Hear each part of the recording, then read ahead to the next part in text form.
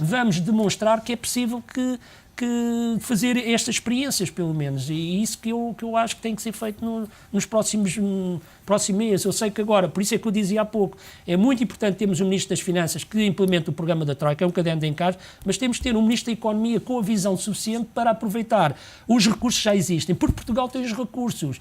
Agora, deixamos de ter aquela política do botão, das rotundas, etc., aproveitar todas as infraestruturas que existem. Há centros de negócio em qualquer concelho do país, há incubadoras, há parques tecnológicos, há boas universidades, há fundos de capital de risco, disponíveis neste momento no valor de 280 milhões de euros para a área das novas empresas, e isso tem que ser implementado. Eu não quero, sou sempre acusado do tema do capital de risco alta, mas deixe-me dar aqui 2 exemplos concretos para se perceber a importância daquilo que eu estou a dizer. Porque muitas vezes disse assim, temos que internacionalizar, mas temos que criar mecanismos. Veja, em Espanha foi agora divulgado um estudo, e estes dados são muito interessantes. Claro que o capital de risco não vai ser a forma mágica que resolve o problema, mas que pode ajudar. Vou dar um exemplo. Foram verificar qual foi o comportamento das sociedades, das empresas onde as empresas de capital de risco investiram em 2005. E foram ver o desempenho dessas empresas nos 3 anos seguintes, em 2006, 2007 e 2008. E foram comparar com aquelas que não receberam capital de risco. Então as conclusões que se chegaram foi, as empresas que receberam capital de risco cresceram, em média, no volume de negócio, 10,2% ao ano. Vários setores de atividade. Sim, vários setores de atividade, em média, cresceram 10,2% ao ano. As empresas que não tiveram capital de risco tiveram uma quebra anual média de 4%. Ao nível do emprego, as empresas que beneficiaram de capital de risco criaram mais 10 empregos nos 3 anos, em média. As empresas que não tiveram capital de risco criaram 1,5 empregados. Ou seja, veja a importância. Aumenta a produtividade, aumenta o emprego. Então, se Portugal, uma das dificuldades é a produtividade e é o emprego, aqui está uma boa solução. Agora, o que é que se passa? Por exemplo, em Espanha, em 2010, o capital de risco investido, face a 2009, cresceu 117%. 3 mil milhões de euros investidos nas empresas. Em Portugal, decresceu 46%. Passou-se de 300 milhões de euros para 164 milhões de euros. Porque a iniciativa também diminuiu. Porque não sei se só a iniciativa. Portanto, é isso que o Ministro da Economia agora deve fazer, deve monitorizar o desempenho dessas entidades com um caráter regular, para, nomeadamente, as sociedades de capital de risco, onde o Estado tem uma maior percentagem no capital, para que se possa refletir isso na economia. Há pouco estávamos a falar da questão dos juros que ainda pagamos, e hoje há uma reunião extraordinária do Eurogrupo por causa da Grécia, se bem que Portugal não está assim tão afastado, mas José Almassa dizia que, na sua opinião, já nos tínhamos afastado da Grécia. Não, eu disse que afastámos da Grécia porque perdemos o filósofo falso, não é? Portanto, a Grécia ainda continua lá com o filósofo Sócrates, nós já perdemos o filósofo falso, não é? Portanto, mas, de qualquer modo, nesse aspecto já estamos a afastar um bocadinho. Isso. Não basta isso, mesmo naturalmente. Mesmo que não se concorde com que, mesmo não concordando, José Almassa, com aquilo que era a iniciativa do último governo, não é suficiente. Não é suficiente. Não é suficiente e é preciso... Quais são os grandes riscos ainda? Não, os grandes riscos é de não se controlar a despesa, Portanto, há que fazer uma aposta forte no controle da despesa. E o controle da despesa, eu até achava que o Governo deveria, o Primeiro-Ministro, ou então, se não quisermos, o Primeiro-Ministro devia ser um Vice-Primeiro-Ministro, puxar o orçamento para mostrar que há um empenhamento direto e real sobre o controle das contas públicas, portanto, para não continuar esta pouca vergonha das contas públicas, que o do orçamento passasse a depender diretamente do Primeiro-Ministro. Portanto, não há um Secretário de Estado do Orçamento dependente do Ministro das Finanças. O orçamento depende do Primeiro-Ministro ou de alguém lá de cima, do Vice-Primeiro-Ministro. Para quê? Para dar a ideia que é uma prioridade deste Governo equilibrar as contas públicas. Acho que passava por aí.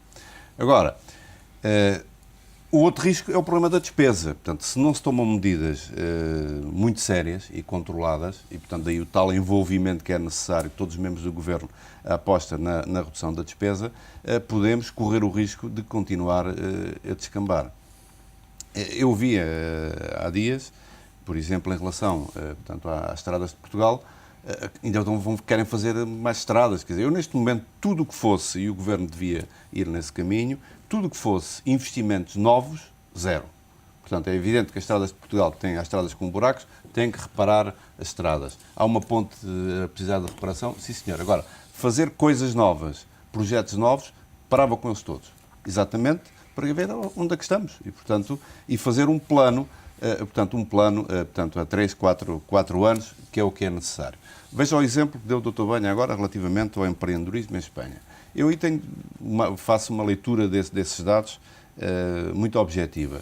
Porquê que as empresas que tinham capital de risco ou que estavam ligadas a esses projetos cresceram e mais do que as outras que não cresceram? Porque tinham objetivos. Tinham objetivos a cumprir em termos de volume de negócios, tinham objetivos a cumprir em termos de emprego. E eles atingiram-nos e, portanto, cresceram 10%. As outras que não tinham, não cresceram. Portanto, nós, da mesma forma, em termos governamentais, temos de ter objetivos a longo prazo, não andar aqui a gerir o curto prazo. O nosso problema sempre é gerir o curto prazo. E não é o curto prazo, nós temos de gerir a médio e longo prazo. Ora, gerir a médio e longo prazo levaria, voltamos à mesma, levaria para gerir a médio e longo prazo ao tal pacto de regime. Portanto, há um conjunto de medidas de caráter macro, seja na área da justiça, seja na saúde, seja no social, que não surtem efeito e não têm resultados ao fim de um ano. E, portanto, mas essa é a velha discussão do tempo das legislaturas ser o tempo, no fundo, da implementação de medidas e depois, muitas vezes, voltamos à estaca zero. Daí o pacto de regime para durar 10 anos, 10 ou 15 anos. Eu estou-me a lembrar, por exemplo, de um pacto de regime que foi feito em Espanha, na altura, quando foi o chamado Pacto de Toledo, se não me engano, foi em 94, 95, por aí, 94, 95. Foi feito um pacto de regime entre o Partido Socialista Espanhol e o Partido Popular relativamente às pensões, que durou 15 anos. Esse pacto de regime foi cumprido durante aqueles 15 anos, deixou sair o governo do PSOE, entrou o governo do PP e aquele pacto das pensões teve a ser renegociado o ano passado. Não é? E funcionou 15 anos e ninguém mexeu naquilo.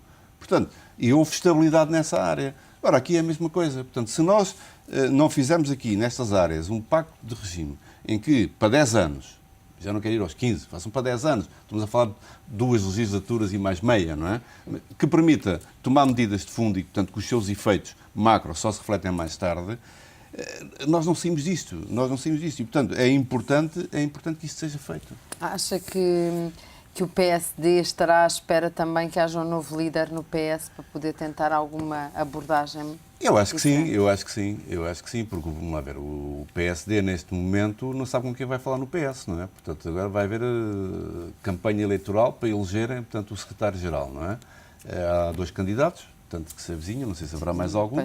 Avizinham-se 2 candidatos, há um que parece que tem preponderância, parece que está bem na linha da frente, e, portanto, há que procurar até chegar a um acordo com o PS. É óbvio que chegar a um acordo com o PS antes era impossível, portanto, não havia diálogo, não é? Portanto, neste momento eu estou em crer que, mas isso vai demorar 3 meses, não? Portanto, não sei, 2 meses, que eles demoram a eleger um secretário, 2 meses. Ora, o que é mau neste momento, sob este ponto de vista, do plano do governo e da estratégia que há que ser seguida para corrigir, portanto, todos estes problemas num horizonte de médio prazo, já estou a dizer 3 anos, que façamos 3 anos, não é? 3, 4 anos, que é o tempo da legislatura, é mau porque há aqui um vazio. Eu penso que até que deveria haver, portanto, uma aproximação nesse sentido, visando exatamente não criar este vazio de 2 meses. Porque cada dia que passa, não é? Pior para nós. Portanto, foi um dia que medidas que não se tomaram. E, portanto, era importante que essa aproximação, mesmo sem um novo secretário-geral, portanto, que se fizesse. Francisco Banha, uma nota final. Estamos quase em cima do tempo. Acho que um dos fatores positivos desta mudança agora foi, efetivamente, uma eliminação da onda de crispação que existia no país, por força da figura do Primeiro-Ministro e também pelo exemplo que ele dava à restante estrutura do governo e não só empresas onde o Estado tinha uma forte presença.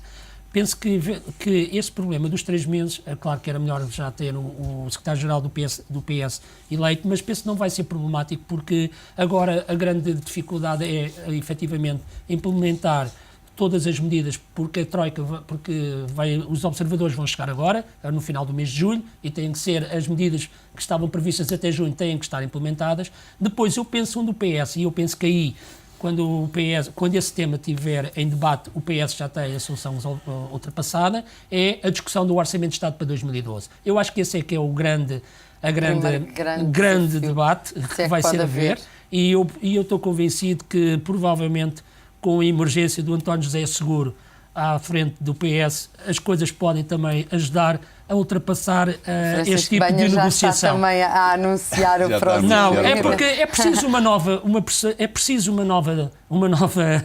dinâmica, e acho que é bom ter novos rostos, e o António José Seguro pode fazer um bom papel com o Pedro Passos Coelho. E corta com o passado, não é? É verdade, porque o outro candidato está muito relacionado com o anterior primeiro-ministro. Já percebemos aqui a tendência política dos nossos comentadores, também é por isso que aqui estão. Obrigada aos O mais difícil foi quando tínhamos que dar uma opinião, quando havia uma preponderância tão grande de um líder. Agora que já temos até mais à vontade para o fazer, muito bem. Muito bem, fica registado. Obrigada aos dois pela vossa presença em mais uma Comissão Executiva. É o ponto final desta Comissão Executiva. Voltamos amanhã às 10, já sabe. Até lá, ficou a TV.